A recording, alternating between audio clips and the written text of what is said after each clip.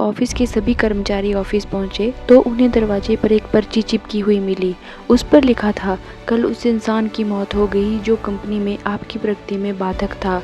उसे श्रद्धांजलि देने के लिए सेमिनार हॉल में एक सभा आयोजित की गई है। ठीक 11 बजे श्रद्धांजलि सभा में सबका उपस्थित होना अपेक्षित है।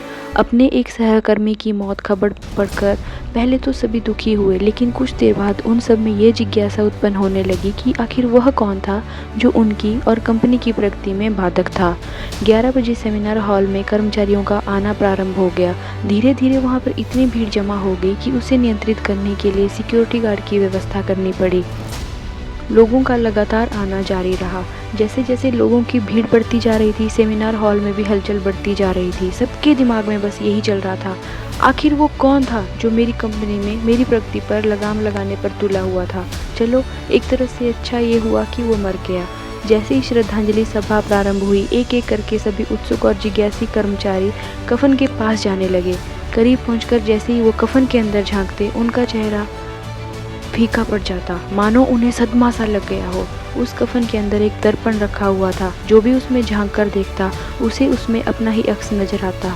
उस दर्पण पर एक पर्ची भी चिपकी हुई थी, जिस पर कुछ ऐसा लिखा था जो सबकी आत्मा को झकझोर रहा था। केवल एक इंसान ही आपकी प्रगति में बाधक है और वो आप खुद हैं। आप ही वो इंसान हैं जो अपने जीवन में क्रांति उत्पन्न कर सकते हैं। आप ही वो इंसान हैं जो अपनी खुशी, अपनी समझ और अपनी सफलता को प्रभावित कर सकते हैं।